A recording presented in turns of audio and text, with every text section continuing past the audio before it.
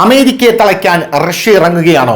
ഇപ്പോൾ ഇതാ റഷ്യ യുദ്ധത്തിൽ നേരിട്ട് ഇടപെടാൻ പോകുന്നു എന്നുള്ള റിപ്പോർട്ടുകളാണ് പുറത്തു വരുന്നത്. കഴിഞ്ഞ ദിവസം തന്നെ അമേരിക്ക റഷ്യയ്ക്ക് ഒരു മുന്നറിയിപ്പ് നൽകിയിരുന്നു. നിങ്ങൾ ഈ യുദ്ധത്തിൽ ഇടപെടരുത് എന്നുള്ളതാണ് ആ മുന്നറിയിപ്പ്. അതിന്റെ പ്രധാനപ്പെട്ട കാരണം ഇറാൻ അമേരിക്കയുടെ റഡാറുകളും വ്യോമപ്രതിരോധ സംവിധാനങ്ങളും കൃത്യമായി തകർക്കുന്ന കാഴ്ച നമുക്ക് കാണാനായി സാധിച്ചു. ഇതിന് പിന്നിൽ റഷ്യയാണെന്ന് കൃത്യമായി മനസ്സിലാക്കിയ അമേരിക്ക റഷ്യയ്ക്ക് താക്കീത് കൊടുത്തു. റഷ്യ ഇന്റലിജൻസ് വിവരങ്ങൾ ഇവർക്ക് രഹസ്യമായി കൈമാറുകയാണ് ഇറാന്. അത് വെച്ച് ആക്രമണം നടത്തിയപ്പോൾ കൃത്യമായി അമേരിക്കയെ തകർക്കാൻ ഇറാൻ കഴിയുന്നുണ്ട് എന്നുള്ളതാണ് പ്രധാനപ്പെട്ട കാരണം.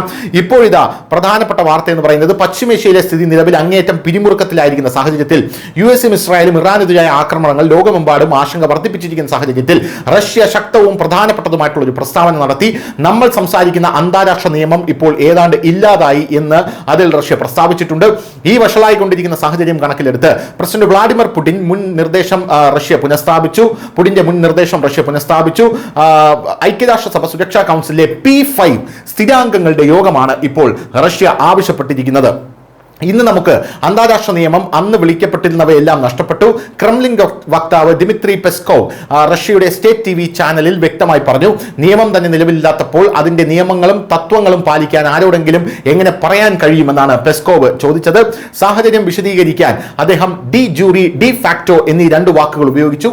അന്താരാഷ്ട്ര നിയമം പിന്തുടരുന്നു എന്ന് അദ്ദേഹം പറഞ്ഞു. ഡി ജൂറി എന്നത് പുസ്തകങ്ങളിൽ കാണാമെങ്കിലും പൊതുവെ ഡി ഫാക്ടോ, അതായത് വാസ്തവത്തിൽ അതിന്റെ ഒരു സൂചനയുമില്ല, അതായത് എഴുതി വച്ചിരിക്കുന്ന ഒരു നിയമങ്ങളും തന്നെ പാലിക്കപ്പെടാത്ത ഒരു സാഹചര്യമാണ് ഇപ്പോൾ ലോകത്തുള്ളത് എന്നുള്ളതാണ്. പുടിന്റെ പഴയ നിർദ്ദേശത്തിന് ഊന്നൽ കൊടുക്കുന്നു എന്നുള്ളതാണ് മറ്റൊരു കാര്യം. അന്താരാഷ്ട്ര നിയമം എന്താണെന്ന് ഇന്ന് ലോകത്ത് ആർക്കും വ്യക്തമായി വിശദീകരിക്കാൻ കഴിയില്ലെന്ന് പെസ്കോവ് പറഞ്ഞു. അതിനാൽ അത് പാലിക്കണമെന്ന് നിർബന്ധം പിടിക്കുന്നത് അർത്ഥശൂന്യമാണ്. COVID-19 പാൻഡമിക്കിന് മുമ്പ് ലോകത്തിലെ 5 പ്രധാന ശക്തികൾ Russia, America, China, France, Britain ആഗോള സുരക്ഷയും സ്ഥിരതയും ചർച്ച ചെയ്യാൻ ഒരുമിച്ച് യോഗം ചേരണമെന്ന് പുടിൻ നിർദ്ദേശിച്ചു.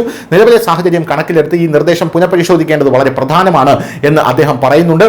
ഇറാനെതിരായിട്ടുള്ള ആക്രമണങ്ങളെക്കുറിച്ച് പരാമർശിക്കുമ്പോൾ മേഖലയിലെ സ്ഥിതി ഇപ്പോൾ ഏറെക്കുറെ നിയന്ത്രണാതീതമാണെന്ന് പെസ്കോവ് മുന്നറിയിപ്പ് നൽകി. വർദ്ധിച്ചു വരുന്ന പ്രാദേശിക സംഘർഷങ്ങളുടെയും പരിഹരിക്കപ്പെടാത്ത പ്രശ്നങ്ങളുടെയും സംയോജിത ആഘാതം യുദ്ധത്തിൽ മാത്രമായി പരിമിതപ്പെടില്ല. അങ്ങനെ മുഴുവൻ ലോകവും കാര്യമായ സാമ്പത്തിക രാഷ്ട്രീയ പ്രത്യാഘാതങ്ങൾ നേരിടേണ്ടി വന്നേക്കാം. അമേരിക്കയിൽ നിന്ന് ഉത്തരമാണ് ഞങ്ങൾ ആവശ്യപ്പെടുന്നത് എന്നാണ് റഷ്യ കൃത്യമായി പറയുന്നത്. റഷ്യൻ വിദേശകാര്യമന്ത്രി സെർജി ലാവ്റോവും ഈ വിഷയത്തിൽ സംസാരിച്ചിട്ടുണ്ട്. അമേരിക്കയെ നേരിട്ട് ലക്ഷ്യം വെച്ചുകൊണ്ട് അദ്ദേഹം പറഞ്ഞു, അമേരിക്ക അതിന്റെ മഹത്തായ പദ്ധതികൾ ലോകത്തിന് മുൻപിൽ വ്യക്തമാക്കണം. അതുകൊണ്ട് അത്തരമൊരു സാഹചര്യം സൃഷ്ടിക്കപ്പെടുന്നത് എന്തുകൊണ്ടാണെന്ന് നമുക്ക് മനസ്സിലാകും. ഈ പദ്ധതികൾ സ്ഥാപിതമായ അന്താരാഷ്ട്ര നിയമങ്ങളും മാനദണ്ഡങ്ങളുമായി എങ്ങനെ പൊരുത്തപ്പെടുന്നുവെന്ന് അമേരിക്ക വിശദീകരിക്കണം എന്നും കൃത്യമായി റഷ്യ ഇപ്പോൾ അമേരിക്കയ്ക്ക് ഒരു വലിയ താക്കീത് കൊടുത്തിരിക്കുകയാണ്. ആ വലിയ താക്കീതിന് പുറമെ ഏറ്റവും വലിയ കാര്യമെന്ന് പറയുന്നത് P5 യോഗത്തിന് റഷ്യ ആഹ്വാനം ചെയ്തിരിക്കുന്നു എന്നുള്ളതാണ്. News desk, news India Malayalam.